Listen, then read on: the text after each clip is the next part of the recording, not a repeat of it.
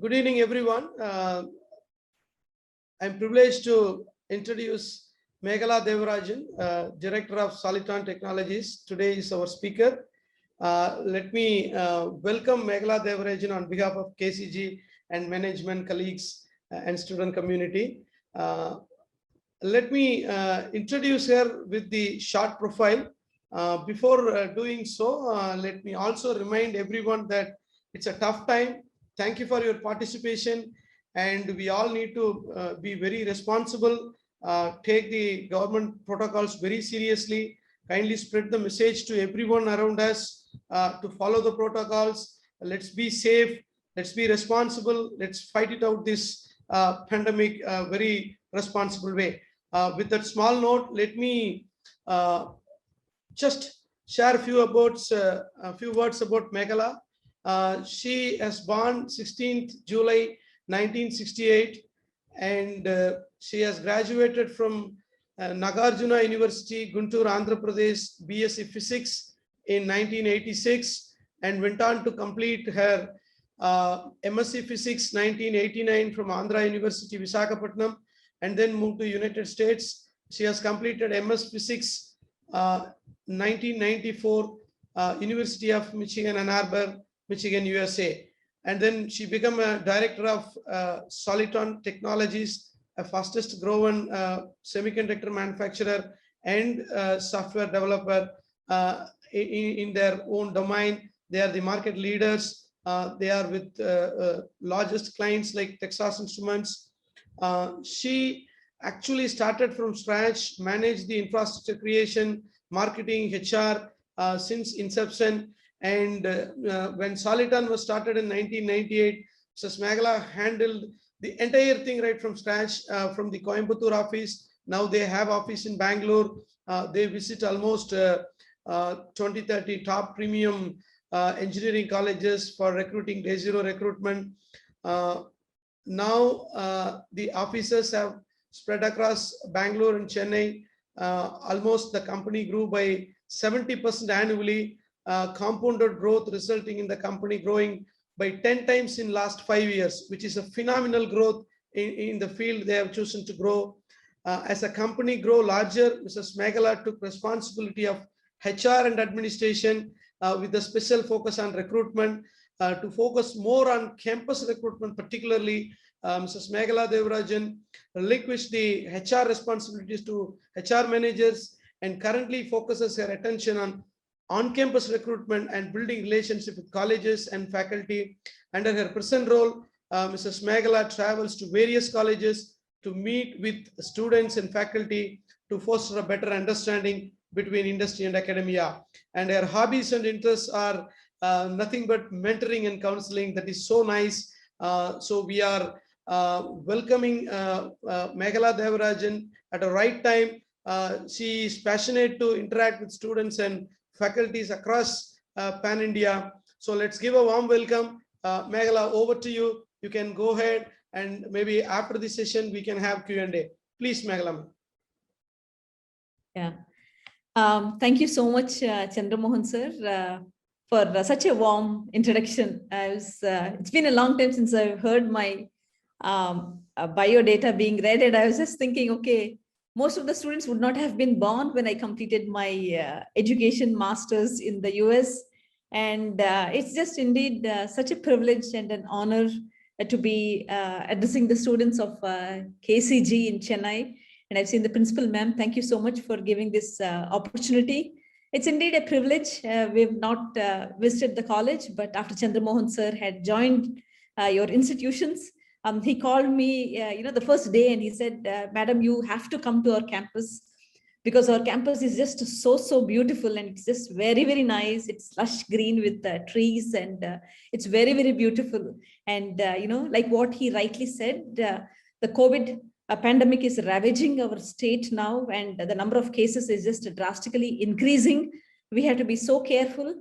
And unlike the first wave, where very few people got affected and even fewer people died, now we are hearing many people in our close family circles, in our friends circles, in our colleagues circles, who are affected by this disease, and there are a few who are even losing their lives for it.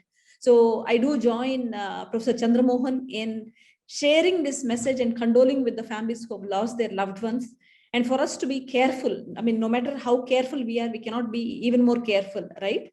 So with just a simple ways of staying at home, making sure that we are wearing the N95 masks, and we are being safe, because that is the best way I think we can help our families, our communities, our colleagues, and our country and our economy also, because we're so privileged that we are part of the very small group where we can work from home or we can study from home. And we all are connected through IT. We are in the very, very small percentage of the population. So if we stay home, I think that we can work, and we can work harder, and we can contribute to the economy of the country. This is when we really need to support our country and our economy. And we're really grateful for this privilege that, during this time also, during the lockdown also, we were able to continuously work 100% and do well. So with those few words, I will just start my PPT. And once again, I take this opportunity to Chandramohan sir, to the principal, madam, and the management of the KCG group of institutions for giving me this opportunity. Just give me a minute. I'll share my screen.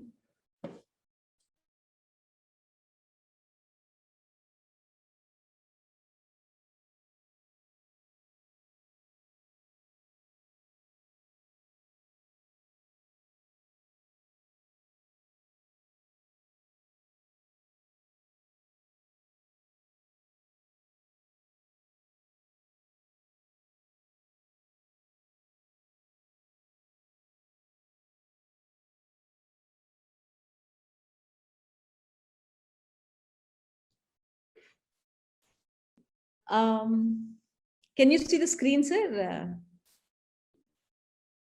Yes, ma'am. Okay. So can I continue? Yeah, please go ahead. Okay.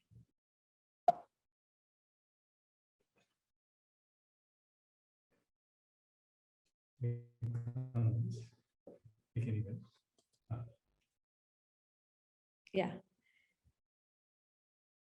So I will just start my presentation with a brief history about Soliton. I'm not sure how many of you have heard of Soliton. Soliton means it is a special wave that travels without dispersion. So when we wanted to start the company, Ganesh Devraj, who is the CEO and the managing director of the company, he read this book called Built to Last, and he really liked the name Soliton. And we because we wanted to start a company which is built to last and Soliton wave, because as you would have seen, both Ganesh and I, we come from the physics background, and we really like the meaning of this word Soliton, and we named our company after this word. And a little brief about Ganesh. Ganesh comes from an engineering background. He's done his engineering in PSG Tech in Coimbatore, and he had done his master's in electrical engineering from University of Michigan, Ann Arbor.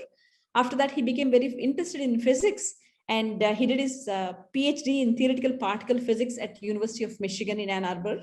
And after he's completed his physics PhD, he joined VI Engineering as a project scientist, and he worked there for a year. And that is when we decided to come back to India. And in '98, we started Soliton Technologies in Coimbatore.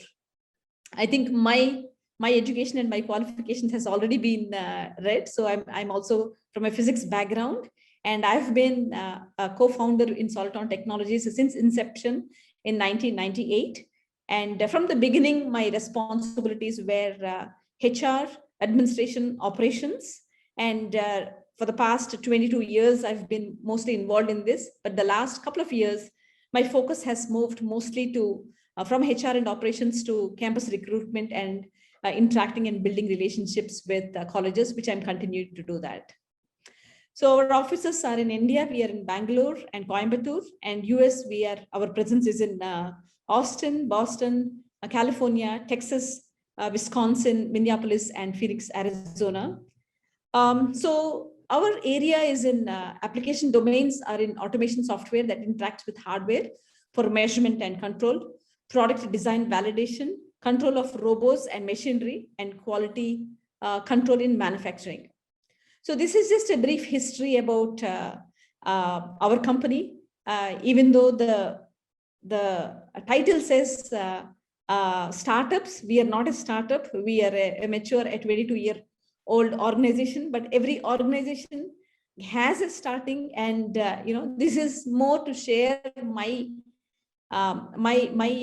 experience and my testimony of how we started Soliton in 1998 and how our journey has been. As today, like Chandra Mohan sir said, we are in a very niche area, which is called semiconductor validation, where we are working with the semiconductor companies. And but the journey has been quite varied and very different. And I'll try to give us a very brief history about how we started in 98 and how we've traveled through the 22 years to today, where we are one of the industry's leaders in this area of semiconductor validation. So in 98, we started with 3 engineers. We came back from the US, and we were quite young. Both Ganesh and I, we were quite young, and we were very idealistic. And we wanted to come back to our hometown, which is Coimbatore. And we started this company in 98. And when we started, we had just 3 engineers, and we went to, because Ganesh was from PSG, we went to PSG, we went to CIT, and we went to IISc in Bangalore also, because we were thinking, okay, let us go to these top-notch colleges and we recruit the best engineering students, and we start our company in that manner. So when we went to these colleges, we went and recruited 1 student from PSG, 1 student from CIT, and we went and recruited 1 student from IISc Bangalore. So as many of you know, IISc is a most prestigious institution along with IITs, like how IITs are for engineering. IISc is an institution in science. So when we went and recruited 1 student and the 3 students joined, we found to our surprise and amazement that actually the students from the CIT and PSG were actually outperforming the student we had recruited from IISc. At that time, we realized, okay, it really doesn't matter where the students come from, which premier institute they come from. It is more the passion and the desire of the students about what they want to do and how they want to work, which actually makes a difference in their productivity and in their enthusiasm and in their interest. So we started in 98, and that was the time when automation was actually picking up in India. So most of our customers, initial customers, were automotive companies like Precol, you would have heard of in Coimbatore, and a few of the automotive companies from Chennai called Brakes India, Ford Visteon, and Bosch, and a few other companies like that. So we started in 98, and very quickly we started working with Exide Batteries, which is the largest battery manufacturer in India. And then we started working with GE Medical Systems, which is also one of the world's largest medical equipment manufacturers in the world. So by the time we reached 2005, we had grown considerably. I think from 3 engineers, we would have probably reached about 100 engineers in 2005. So the growth was quite fast. Unlike in IT services, where the minimum order of any project would be maybe $5 million or $10 million, the area that we had chosen to work in was automation, which was very new and very niche in India at that time. Even though abroad, most of the companies cannot imagine manufacturing without any automation. India, we are very new to that. In that time, I'm talking about 20 years back. So it was very new, and it was very high technology at that time. So it was only the market leaders who were interested and had the money to invest in automation where we were working. So then in 2005 to 2005, about 6-7 years, we were working very hard. We had customers like Precol and Exide Batteries and Ford Visteon and Brakes India and some companies like that. But in 2005, then we realized that we were profitable, but we were not able to take the next steps forward. So we were by that time, from day 1, right, before campus recruitment started for core companies and technology companies in 98, 99, we started going to the Coimbatore-based colleges like Krishna College, KCT College, CIT College, some of the colleges which are, premium colleges in the Coimbatore area. We started going there because both Ganesh and I, we come from education background. We both are very passionate interacting with students, and we ourselves were quite young at that time. So we decided, okay, let us just, instead of looking to hire experienced and trained engineers from the industry, let us just go identify really good students and train them. That was our focus. So very early on, from the inception, our focus has always been on campuses, on campus recruitment. So we were one of the first technology company, I would say, in India, which has started going to these engineering colleges and recruiting students. And our campus recruitment became very, very famous very quickly, because it was a very simple paper we would give. It would be just first year engineering, and 12th grade physics and math was our first round technical paper. And very surprising, what was very surprising, that the engineering students were finding it very difficult to answer that question paper, right? I think in the 12th grade, maybe they would have been able to answer those questions, but after 3 years or 4 years of engineering, somehow I think the education system that we have in our country moves them away from understanding the fundamentals, understanding the basics, and moves towards a little bit more deeper knowledge and wider knowledge, but not necessarily more thorough in their basics and fundamentals. So we found very early on that we need to test the basics of the students, because if the basics are very strong, then we know that any technology which is coming, the students will have that aptitude and that ability and that interest to learn. The analogy is a house, right? If the foundation and the structure is very strong, what you see below the ground, then you know that you can go one story, 2 story, 3 stories high. The higher you need to go up, the deeper you need to go, the deeper and the stronger the foundation needs to be. So for us, it was always like that. It was always that the pattern of our question paper has hardly changed in the last 20 years. We always test the basics of the students, their math, their physics, their ability, their programming, their algorithm development. So this is what we test. And very quickly, I think within 2 to 3 years of our inception, we became a very popular company in colleges, where the students and the faculty and the management and the principal started appreciating our recruitment process, because it was a 2-day recruitment process. Where we have many new rounds, like design round, and now I think a lot of technology companies are having this, but we were doing it right from day one. So we found that very, very challenging and very exciting. But what was amazing is that we were able to identify those few students who were really very passionate about technology and understanding how really things work. So this is the campus recruitment part. So in 2005, we decided that we wanted to look at the US market as well. So in 2005-2006 timeframe, we actually exited the India market, because we found that we were not making enough profits while we were serving the India market.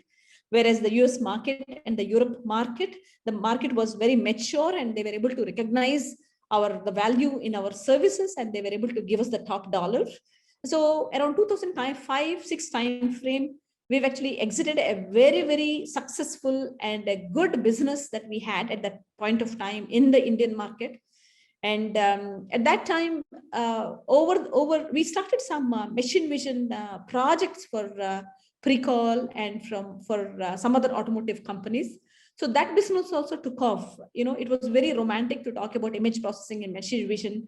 And then we went on to build our own cameras. In fact, we are the first and only Indian company to have designed and manufactured a camera. So we had many versions of cameras. So we were doing that for a few years. It was very, very exciting. We got invited by Texas Instruments to their research and development conference in the US. And Ganesh was in fact invited as a speaker, where he showcased our camera, because we were doing Texas Instrument chips in the camera. So that was all, a very giddy period in our company, because we were, being recognized all over the world.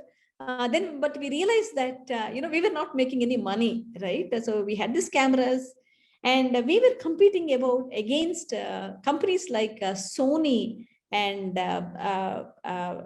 Dalsa. And these companies were like more than 100 years old, and they had billions of dollars invested in their R&D. And we realized that, though we were really exciting and we were really passionate about this camera business that we had started and we had been doing for almost more than 10 years, we were not making money. We were putting in money every year, 3 to 5 crores we were putting in R&D. We were doing a really good product. But when we realized that we were competing against world leaders, we knew it was a tough sell for us, because we were never interested in making a low quality product, right? That was never our focus. We were not interested in making one more product and then just being in the market for the sake of business, because that was not our focus. Our focus has always been to be the best in the industry and to be the best in the world, actually, the best in India and best in industry. And we felt that this business was not helping us to be doing that. So towards 2008, our semiconductor focus has grown, and we started working with Texas Instruments in about 2005, 2006 time frame. And that business was seeing a lot of traction for us. Working with Texas Instruments, which is one of the world's leading semiconductor chip manufacturer. They have their offices in Bangalore and all over the world. And we started finding that business growing quite fast. So from 2008 onwards, our business was growing very fast. And every year we were adding more semiconductor companies to our list of customers. So in 2013, we actually started web technologies also. And after successful launch of business with Texas Instruments, then we started working with more semiconductor companies like ADI, AMS, Qualcomm, Broadcom. So all these major players, we had the privilege of actually working with. So the business has grown quite fast the last few years, 4 or 5 years. And I was talking to you about the Indian market. I was talking to you about the camera business initially that we were doing for 10 years. So last year or maybe 2018, 19, I think 19, we decided to close our camera business. And in 2019, we decided to close down even our business in image processing and machine vision. These are all the things that artificial intelligence, image processing, machine vision are all the things that you must be hearing, and they're like hotcakes now. But we've been in this business for more than 15, 20 years. And the very important thing is that the market, right? To understand the market and to also understand where we want to be, right? See, for us, the most important thing is that we have always been pioneers in everything we have done, whether it is introducing the automation solutions in machine vision and industrial appliances in Indian market, or in the machine vision or cameras in India, to getting involved in the semiconductor domain, which is validation and GUI business. We've always been at the cutting edge of the technology, and we were always the pioneers. So when we realized that, some of the businesses were not helping us in our goal, in our mission, in our vision, then we decided that we should let go of those businesses and not hold on to them for historic purpose. So in 2020, we have gotten into a partnership with National Instruments to focus on global markets. And 2020, we have also crossed 200 engineers. So today we are one of the area that we are in is a very niche area. Just 1 second. Yeah. So industries we are catering to are semiconductor, medical equipment, and manufacturing. So the geographies we are catering to are USA, Netherlands, Germany, UK, Ireland, France, India, China, Korea, and Philippines. So if you see some of the our esteemed customers are Texas Instruments, Analog Devices, NXP, Intel, Cirrus Logic, Qualcomm, AMS. If you see, all those companies are some of the top and the leading chip manufacturers in the world. And 3M, Medtronic, and Corning, they are in the medical equipment manufacturers. 3M, if you know, they are manufacturing in many different domains. And of course, National Instruments, we are very proud to say that they're our customer as well as our partner. So these are the technology platforms that we use: LabVIEW, JavaScript, C#, and Python. And we are one of the best in the world in LabVIEW. I think if any of you have heard of National Instruments and LabVIEW, LabVIEW is the flagship software of National Instruments, where we use their hardware and software to build world-class solutions. And Soliton has been one of the best alliance partners of National Instruments. We were, in fact, the first alliance partner of National Instruments in India, and we are the largest, one of the largest in the world. And every year, National Instruments conducts a conference where they invite technical papers and presentations from all of their alliance partners and their customers from all over the world. So almost 1,000 companies will participate. And Soliton, we are very proud of the technical awards we have received from National Instruments over the past 20 years. We've gotten more than 24 technical awards. And something we're very proud of is that we have a 3-time overall winner of the NI Week Best Application Award year on year, which is given in these conferences. For the whole conference, they have one award which is given for that whole year.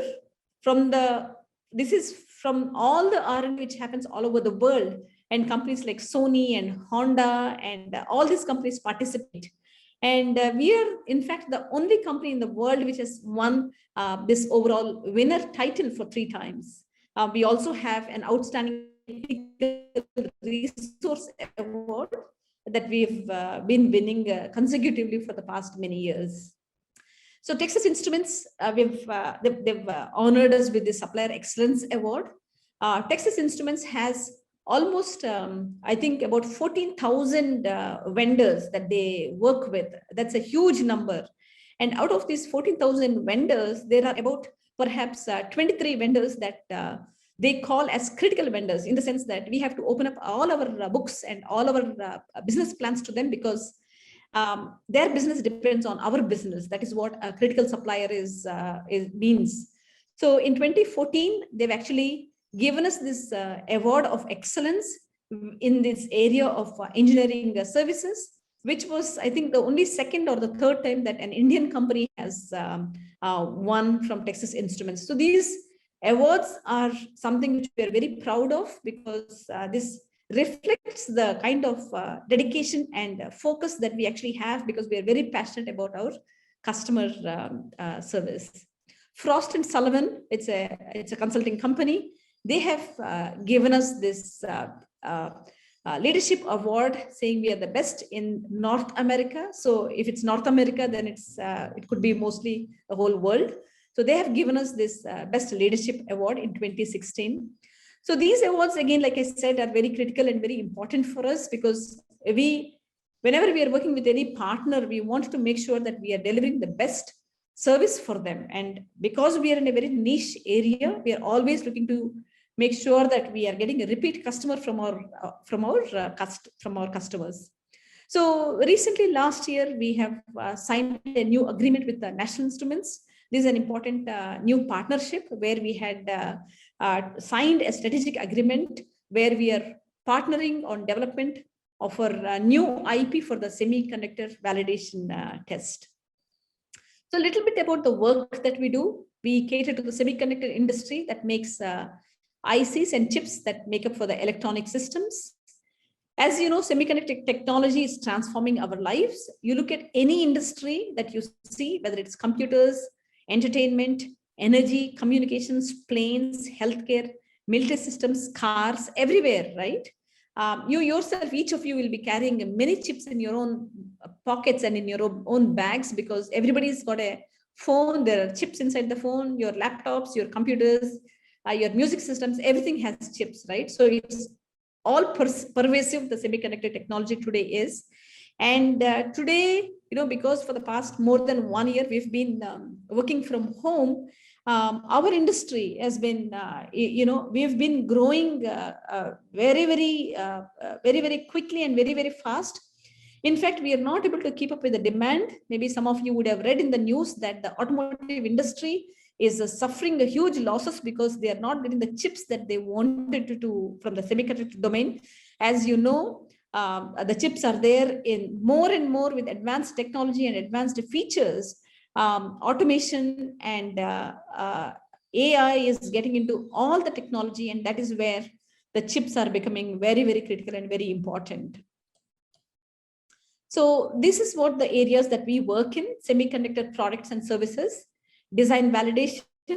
Design validation is an area where the chip, before it goes into manufacturing, there is an area where the chip is designed. And once the chip is designed, then it is validated.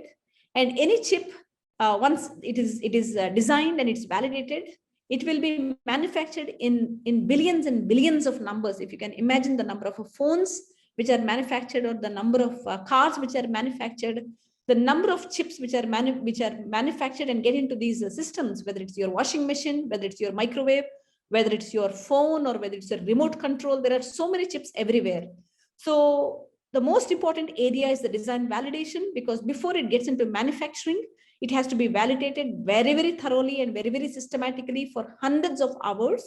And this is the area that we are involved in, where we write this hardware and we work with the software and we validate the chips which the chip manufacturers are validating. This is all the area which goes before the chip is finalized and goes for production. And the next area is the design and the device evaluation GUIs. Again, this is an area when a customer, like an auto manufacturer or a washing machine manufacturer or anybody, right? If they want to buy a chip, then they will come to either Texas Instruments or ADI or National or any of these companies, and they will ask for the chips, right? Then they will take that chip. They will not physically take it, but they will take the design of the chip and they will incorporate into their own products, and they will do a lot of evaluation. So that is another area that we are involved in, where we are working with the customers of the chip manufacturers to help them make that evaluation to see whether this chip is actually going to be meeting their requirements. So this area, it involves a lot of hardware, it involves a lot of firmware, a lot of software. So when we go for recruitment, many times our colleges and students will ask, I'm coming from mechanical, or I'm coming from EEE, or I'm coming from EC, or I'm coming from computer science.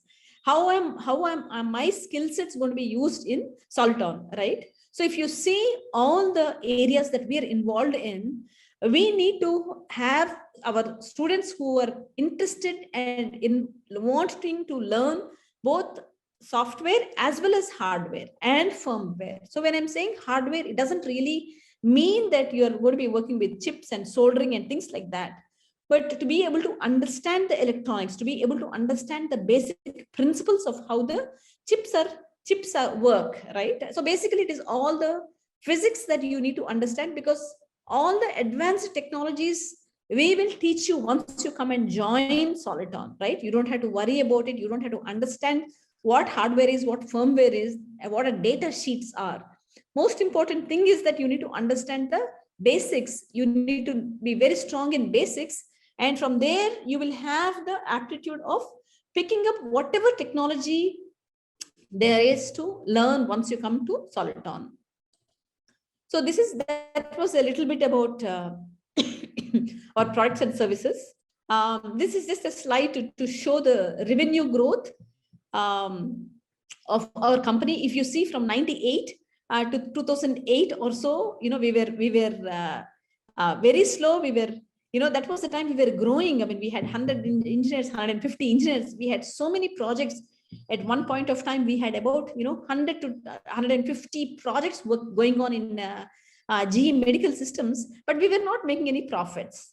right? So the 2008, 2009 timeframe is when we decided that, okay, you know, we are going to exit the Indian market and we are going to concentrate on the semiconductor domain. And if you can see from 2011, 12 onwards, the revenue has grown, you know, much more. And today, we are very, very comfortable in our revenue growth, and our profitability is quite high, about 25 to 30% year on year. So coming to my favorite topic, which is the people and culture. Like I was introduced, my area has been from the beginning, I've always been very interested in people more than technology. And my passion was to go to the colleges, to interact with the students, to interact with faculty, and to see how best we can actually help the students and the faculty understand about Soliton, and how we can share the knowledge of Soliton and encourage the students to get placed in the company. So that has always been my passion. So coming to people and culture. So this is what the purpose of Soliton is: to create a successful and impactful company that is a great place to work and an inspirational role model for other companies who value people more than profit.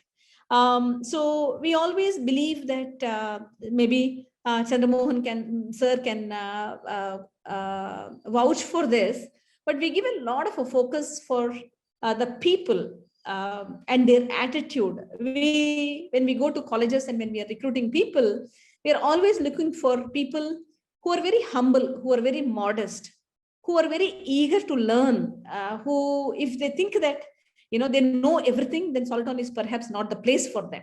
So we're always looking for people who are very, very inspired, but who can in turn inspire others, because we worked very hard the past 20 years to create a successful and impactful work environment. And if you read the Glassdoor reviews, or if you speak with any of the people who work in Soliton, the work culture is something that we are very, very proud about. We have a very helpful and encouraging work environment. Everybody is there to support each other. They're always helping in terms of sharing resources, sharing knowledge. Learning and development is something which is very, very important for us. So there's a lot of learning which is going on in the company, and everybody is looking to help others. So Soliton is really one of a great place to work, and we've actually built that culture, and that reputation is what actually goes back to the colleges. And so many students actually wait for Soliton to come, even if there are companies which are paying much larger salaries than ours. There are many companies, many students who actually wait for Soliton because Soliton is their dream company.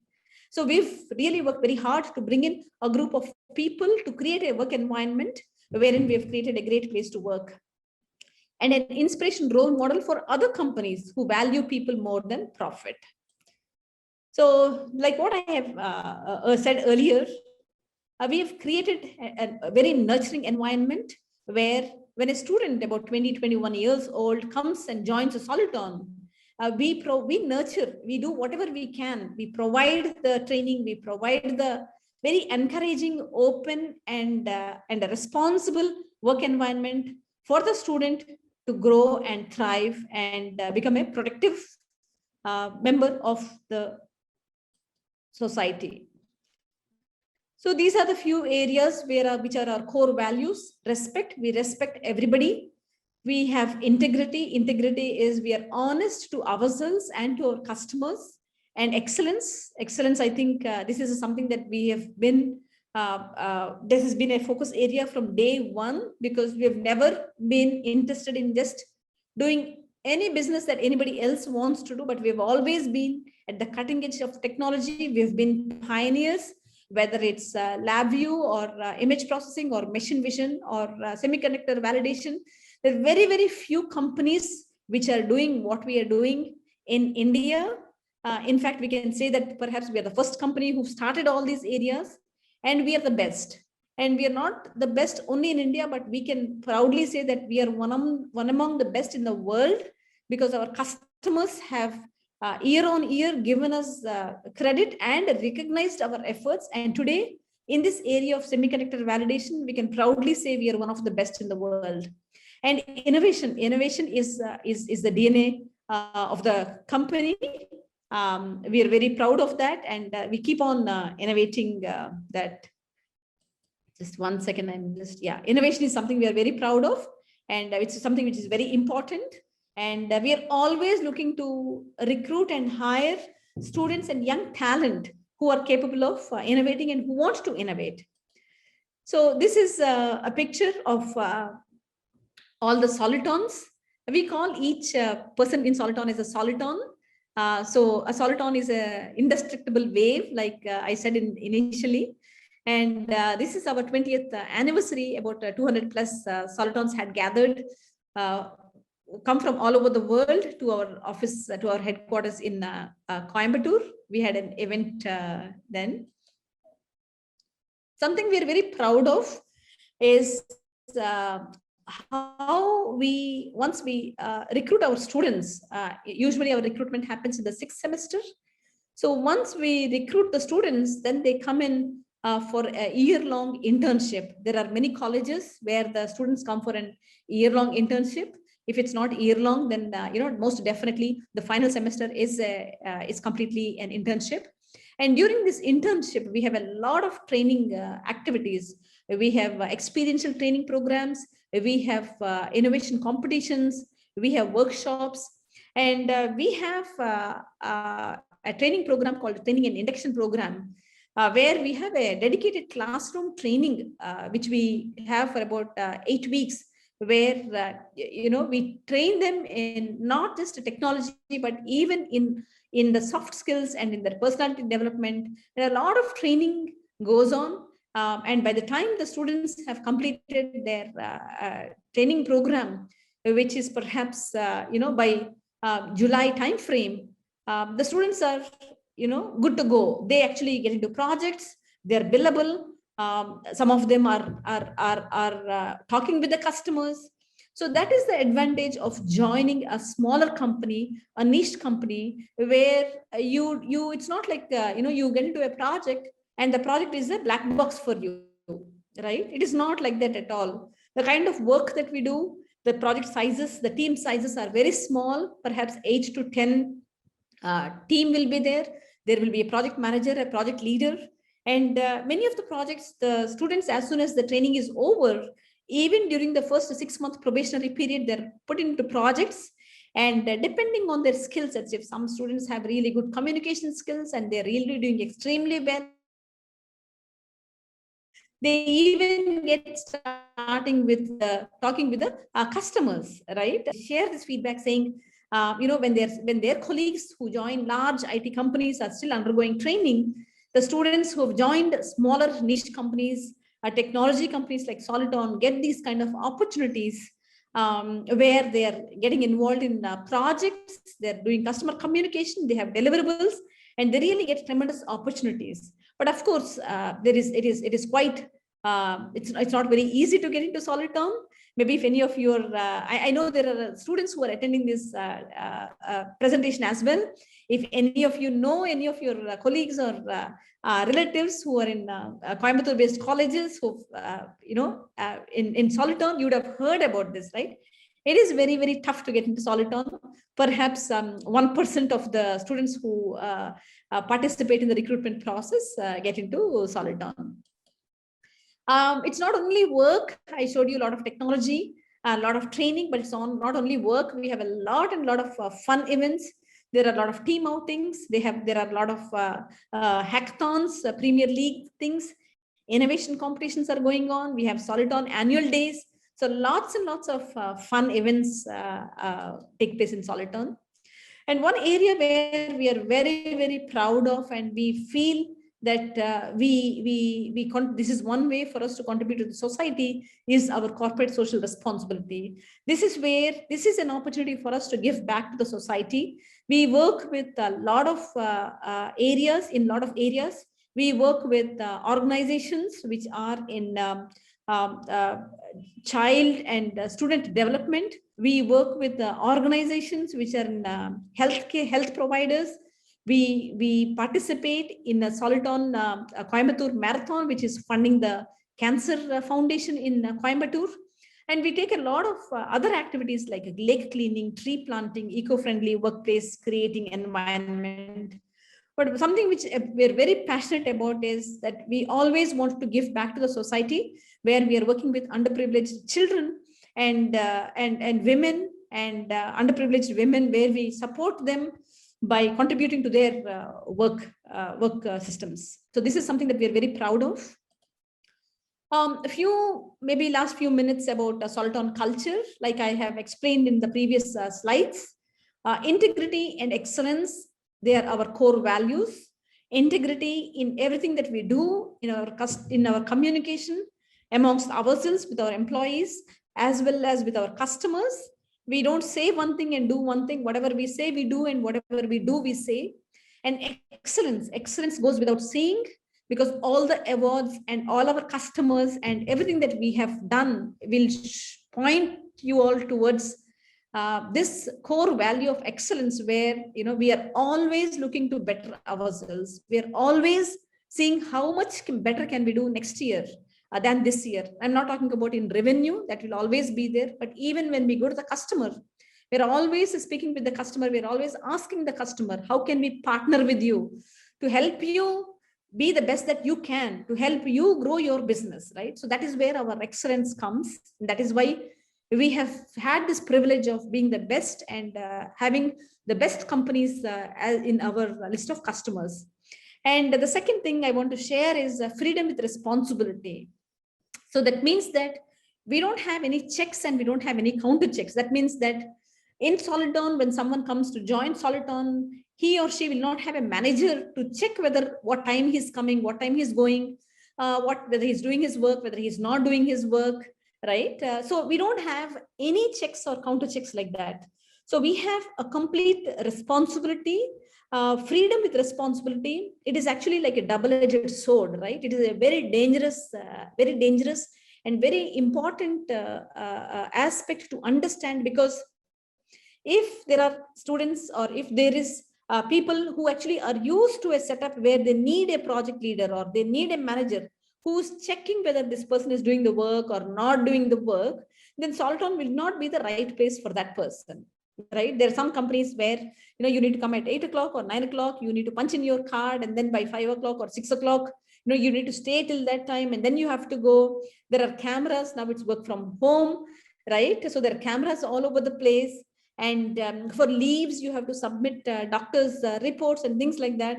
But Soliton is not a place like that. We have complete freedom, and nobody is interested to see and check whether somebody is doing their work or not, right? So if somebody is not able to work in a work environment for like that, then Soliton will be very, very difficult, and they will really drop to the bottom, right? So this freedom with responsibility is something which is very, very critical. We take the same concept to our customers, because we tell the customers also, right, that we will operate, this is how we operate. And the same message we take it to our employees as well. And the last thing is drive for innovation. It's in the DNA of the company. We're always looking to innovate. Even whether it's for employees or for our students, or our customers, or we're always looking to innovate, and we're always looking to see how to make sure that we make our work exciting and challenging. So this is something in a nutshell. What can you expect? Great colleagues, challenging work, and sound values. Because my background is HR and I'm in campus recruitment, I'm taking a few extra slides to share about this. And who we are looking for, right? When we go for colleges and when we are meeting faculty and principals and management, this is what we say, right? We are looking for engineers who are bold, because you have to be able to speak your mind. Unfortunately, we come from a culture where speaking your mind is perhaps not encouraged all the time. Somehow we are asked to show respect by not speaking. But I think, we need to be bold, and we have to be able to speak our mind, right? But we need to do that respectfully. I think that is something which is very important, right? We can differ, but we need to be able to, we need to learn how to do that respectfully and mindfully, right? So bold is speaking their mind, and ambitious is to be able to challenge themselves. I think it is very, very important to challenge ourselves, and we always should be pushing the bar, right? And many times sometimes I hear some students saying, okay, I want to join that company, I want to join this company because maybe the work pressure is not there, and there's not much stress. And I laugh when I hear like that, right? When a 20 or 21-year-old student is actually talking about stress, I keep thinking, you have to come to, they have to understand the real world, right? At this age, what else is there for them? They have nothing. They have no responsibility. They are not married. They don't have children. They don't have to cook. They don't have to clean. They don't have to do anything, right? They just only have to work. And somebody is actually paying them to work and paying them to learn. So that means that the students are actually learning and they're developing themselves. So, but they have to have that ambition, right? Just 1 second, I'll switch on the lights. It's getting a little dark here. Just 1 second.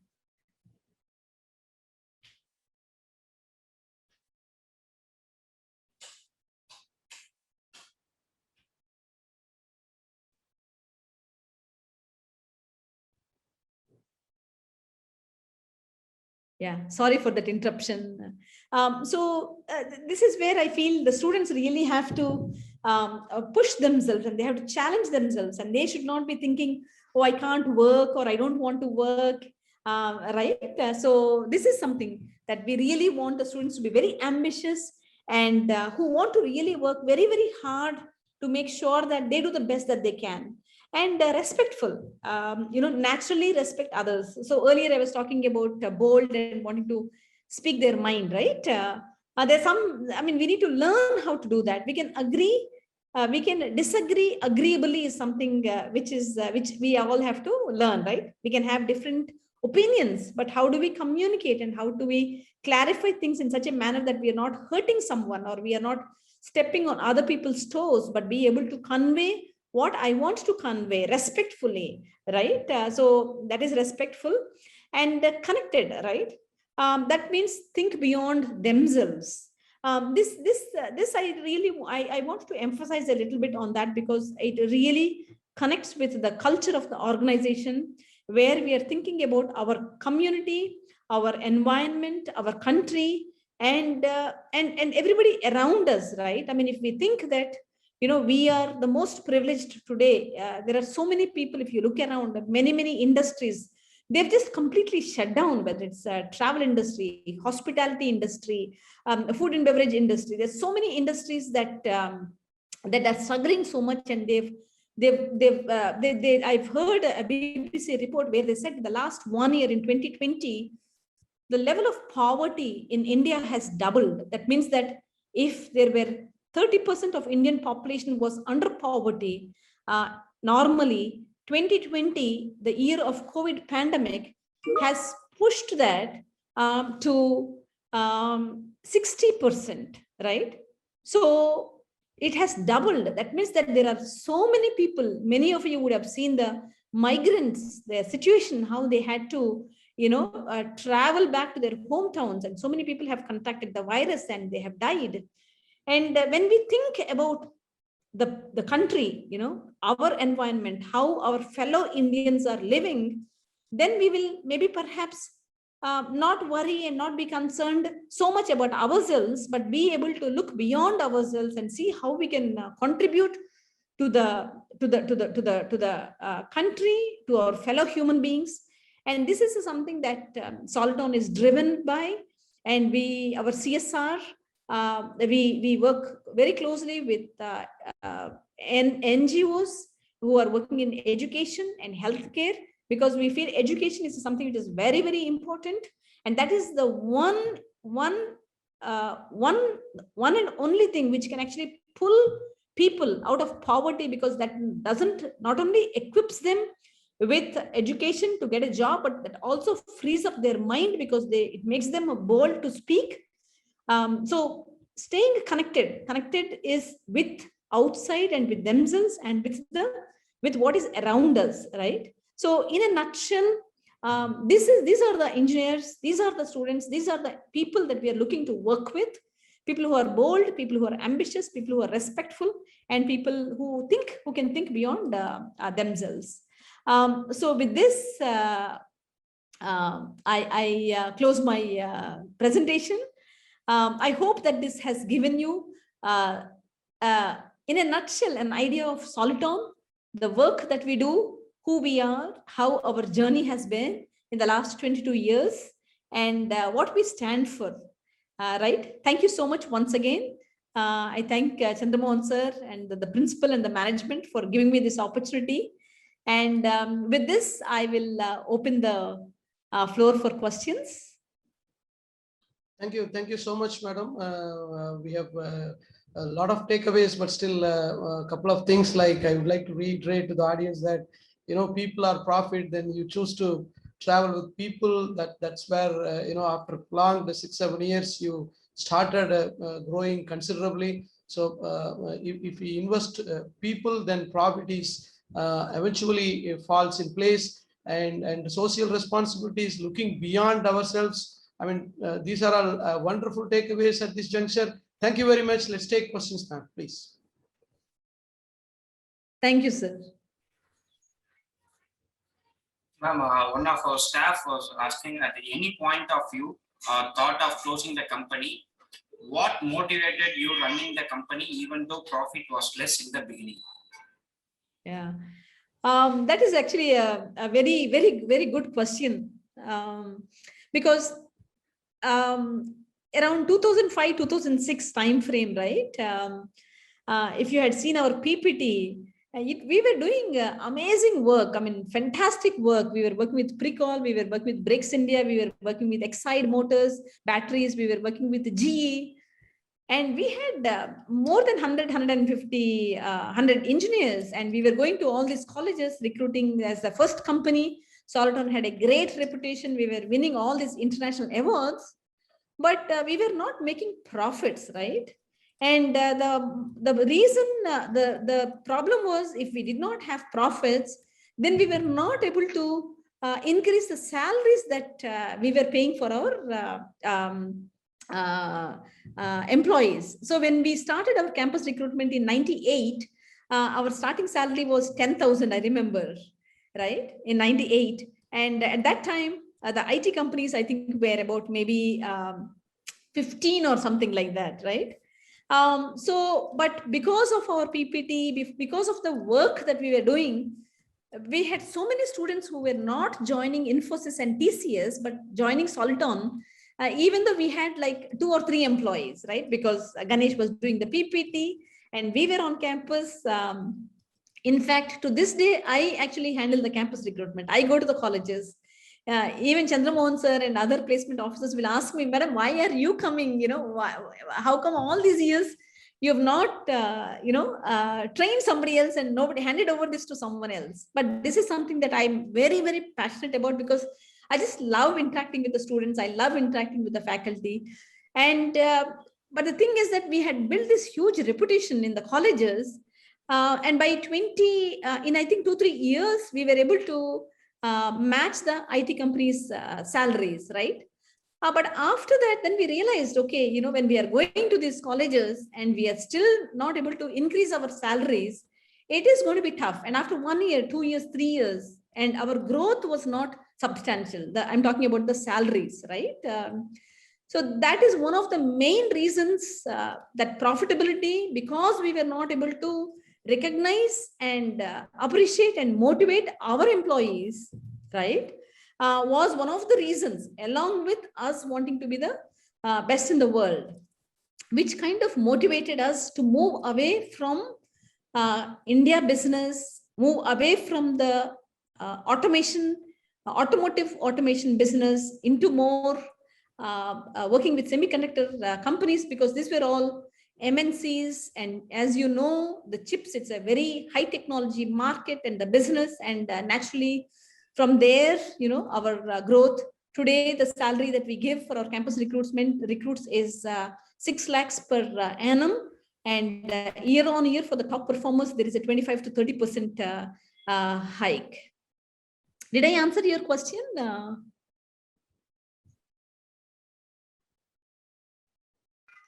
Yes, ma'am. Got that. Next question is, how did you manage to bring the initial financial for your firm? Can you repeat that again? How did you manage to bring in initial financial for your firm? Okay, yeah. So this is the funding came from the family. So Ganesh's family is from an industrial background, and we had family investing the funds. So for us, I think that initial investment, which was I think perhaps about 1 crore, had come in from the family, and since then we had sustained, and we had not looked for any funding from the from any venture capitalists or from any partners. That was one of the reasons why profitability and being in the market and looking at the market is something which is very, very critical, because initial years, like I was saying, we were in the domain of machine vision and machine learning and industrial automation. I mean, they're all very, very exciting, right? Many of the colleges, even Chennai colleges, they had centers of excellence, and we were really going around and sharing the knowledge and helping all these colleges and institutions build their center of excellence labs and so on and so forth. We had projects, but the profitability was not there. Even the cameras, right? The profitability was not there, and we could not look at only the India market, because if we're catering to the India market, we did not have the enough business. So we had to look at the international market. So when we looked at the international market, unless what we are doing is the best in the world, we will really not be able to sustain. So that is the reason why we actually shut down our hardware business also, our products business also, and we moved more and more into software.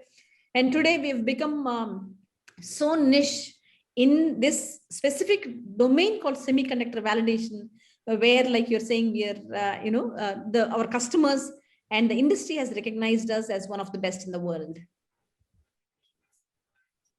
Thank you, ma'am. Thank you, ma'am. Next question, one of our students is asking, what kind of attribute as a student makes someone a successful entrepreneur? Sorry, can you repeat that again, sir? What kind of attributes as a student makes someone a successful entrepreneur? I think a successful entrepreneur, I think, in my opinion, I feel that it is very, very important to learn how to work, I think, as a team, right? Somebody might have a really fantastic idea, or somebody might have, really good management skills. Somebody might have the seed capital. But I think the most important thing is to learn how to work with a team, right?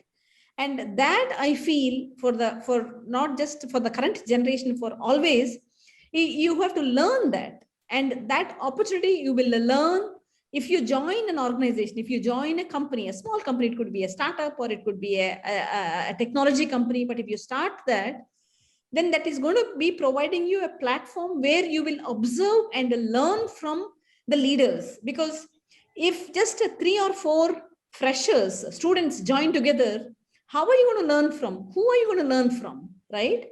And many times I have seen with so much passion and with so much zeal, some classmates or some batchmates will all put in all the savings and they will start a company, right? And 2-3 years, they would have invested, they would have worked so hard, they would have really invested all the money, all the savings, family savings and all that. They would have really even built something really world class, right? But they might not have had the market, or they might not know how to do the sales, or they might not know how to manage themselves, right? And in 2 to 3 years, it kind of fizzles out and they lose all their passion and energy. And then, they just give up and go join companies, right? So my advice to young people would be, definitely, if not everybody might be able to take a risk, right? But if your family has that support and if you have that financial backing, join a startup, right? There's so many startups which are there. Join a startup, but with a little bit more mature startup, like maybe at least 2 to 3 years experience, right? Talk to them about what they're doing. Look at their product, look at their customers, look at their balance sheet, right? Look at the people who already are there. And you see, am I going to be learning from this environment, right? Is this an environment I can learn from? So my suggestion would be join a mature startup. When I say mature startup, at least 3 to 5 years in the making, because this will give you an opportunity to learn, because startup, the initial 5-10 years, it's only learning, right?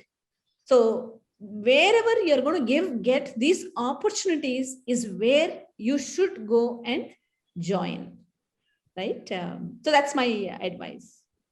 Okay. Next question, same person. What focus area of startups will be successful post-COVID? Post-COVID, is it? I mean, it's very hard, right, to say, because when you're looking around, everybody is talking about e-commerce, everybody is talking about retail marketing, everybody is talking about delivery services, all that.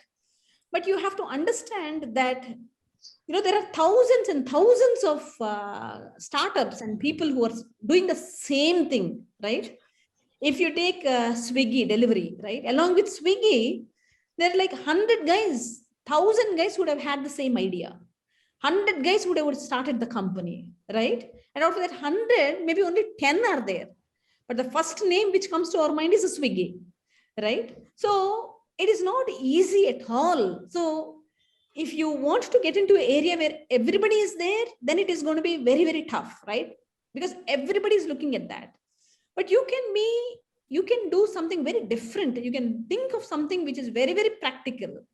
Think about what really, I mean, you can look around in your house. You can look at what is really the need of the hour, right? I mean, I'm seeing so many companies now selling these medical kits, right? Putting a thermometer, putting an oximeter, putting what is the tablet? Dolo 650, putting all these things in one kit and just selling it, right?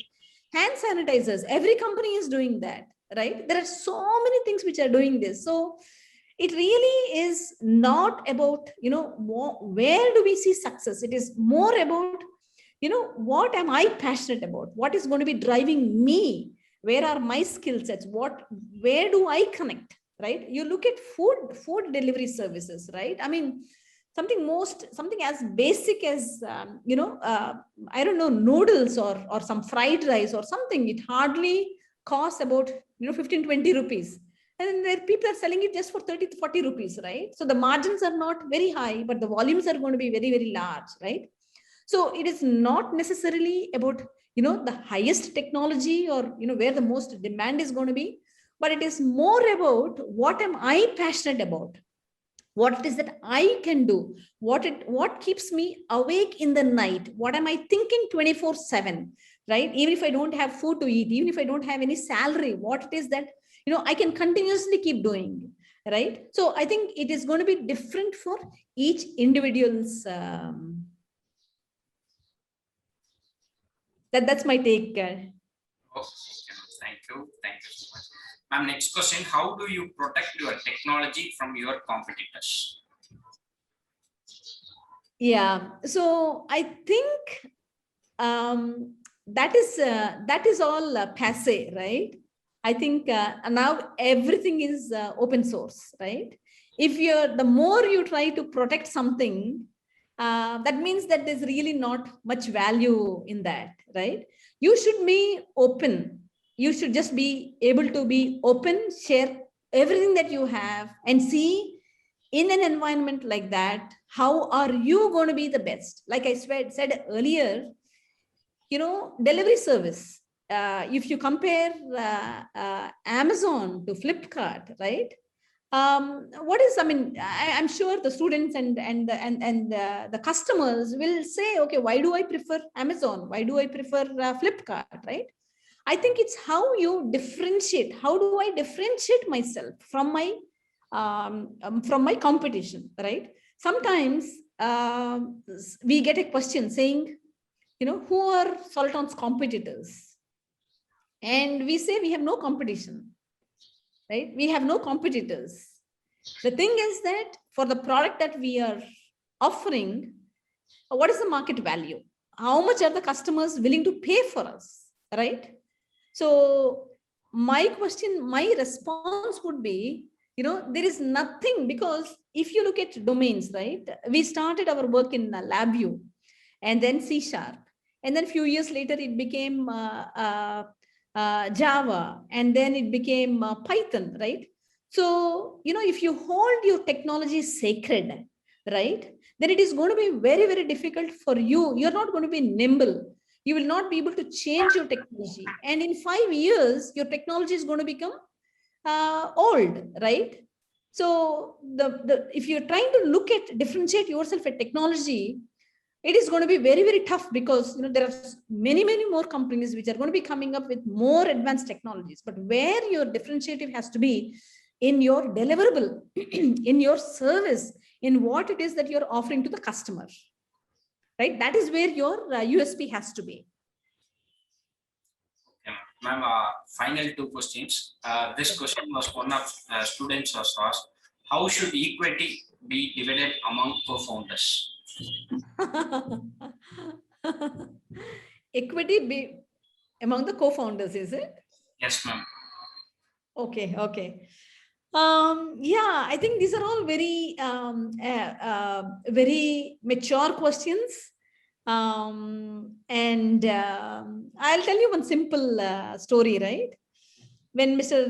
Narayan Murthy started Infosys, he had 6 partners with him, he and then 5 more, right?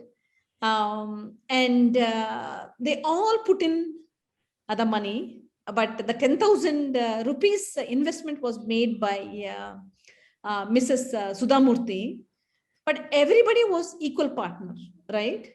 And obviously, Mr. Narayan Murthy was the senior most person, and he was the leader there. And there were very junior people also, but they all came in as equal partners, right? And at one point of time, I don't remember exactly, 10, 15 years later, everybody wanted to sell the company and leave. Then Mr. Narayan Murthy told them that if you all want to sell, that is fine. I will buy all the shares, right? But I will continue. I will not sell the company, right? That time, maybe they would have each one gotten maybe $10,000 or $15,000 for whatever it is, right? But then they again got, interested, and then they said, no, we'll continue. And then they continued, right? Today, that they all are millionaires in dollars, right? So these are all very tough questions. And if you ask me about the equity, I think it should be fair. It should be equal. And I think everybody should be on equal footing. But I think these are all very mature questions, perhaps not to think about initially, but maybe after 3 to 4 years, right? When the company is on solid footing, when there is a constant revenue, when there is a constant customers, right? And when you have a product, I'm just thinking that is the time then to discuss about it. But otherwise, I would say that, everybody should work on equal terms. Thank you. Last and final question. Just to give us few tips to overcome the initial struggles. This may help many young minds to start technology-based business of their own. I think the couple of things which come to my mind immediately are, I think you have to have support, right? You have to have support from your family and from your environment. I think that is something which is very critical. And the second thing is that you can't have an option B, right? Because if you have an option B, if you have a plan B, then that means that plan A is already failed, right? You can't have any plans. You can't have any options, right? You are just flying. You're just jumping off the mountaintop with a parachute, and you're just learning how to maneuver, right? So it is going to be tough.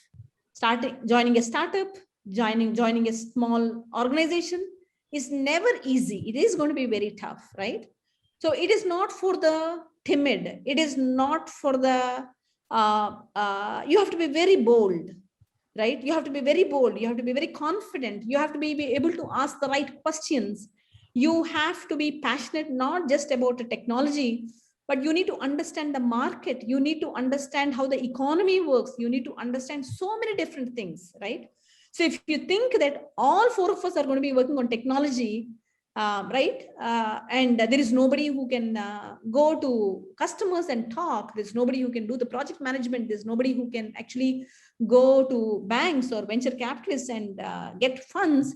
Then it is going to be tough, right? So very important, I think, is choosing your startup, your partners, because they're going to be, I mean, you need to surround yourself with people who are as passionate and as determined as you. I think that is something which is very, very critical. Just being passionate alone is not important, right? You have to have the support of the family, because, you know, that is something which is very important. And you have to really, you know, ensure that there is no plan B. That means that you have to tell yourself, okay, this is what we are planning. Maybe for 3 years or 4 years, this is all what we are doing, right? And no matter what, the journey is going to be tough. So you have to be prepared, and you have to be prepared to work day and night, right? If you're thinking of work-life balance, forget about it, right? You will not get that. If you're thinking, okay, I need to go get married and I have kids and how I'm going to manage, it's not for you, right? So very, very important thing is that you really understand what the ground reality is. And something which is perhaps more important also is go and talk with your seniors who have joined startups, who have started startups. Get their experience. You learn from their experience. I have heard a saying one lifetime is not sufficient for you to make all the mistakes and learn from those mistakes, right? The colors of the school of life are black and blue. So you get the joke, right?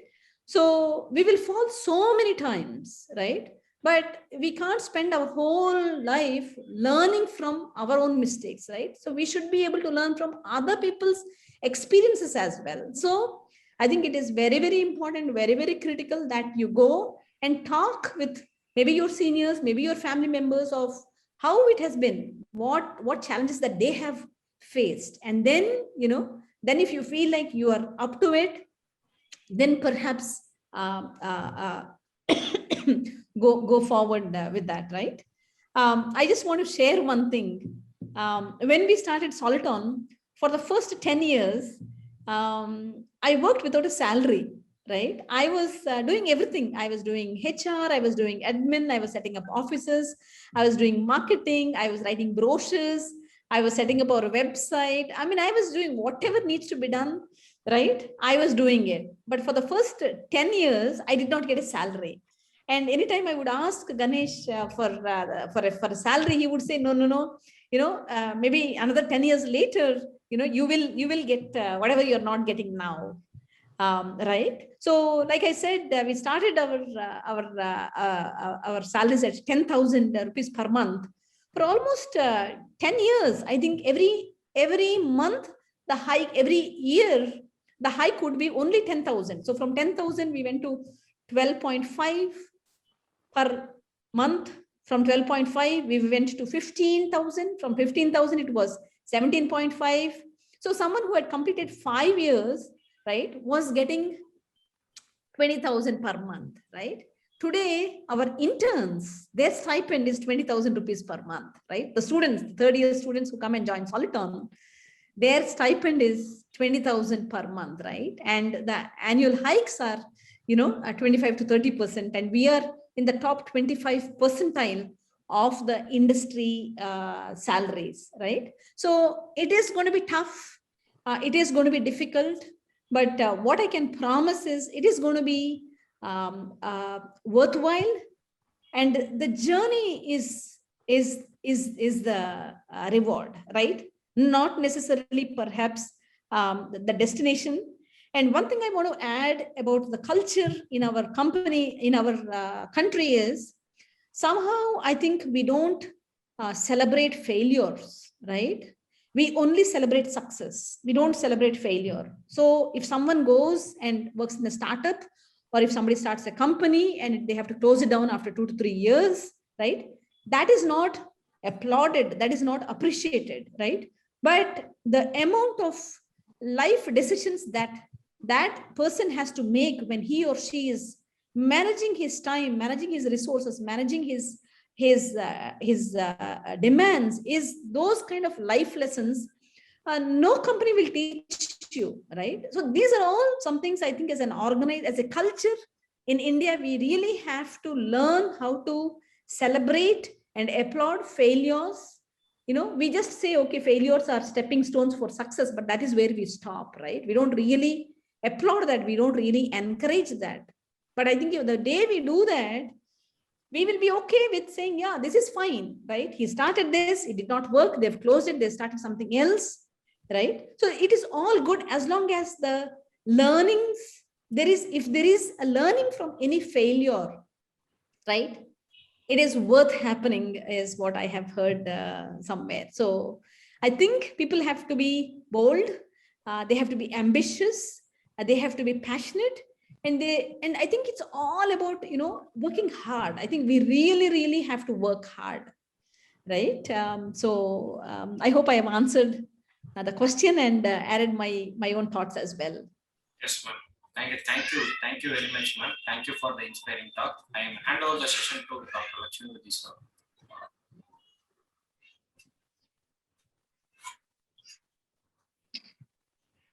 Thank you, Dr. Vignesh. So it's my pleasure to deliver the vote of thanks. So firstly, we thank the management and principal for the support to organize this second session of the Voice of the Startup series. And secondly, we would like to thank the resource person of the day, Ms. Mekla, Director of Soliton Technologies, for readily accepting our invite and sharing the experience and journey of Soliton.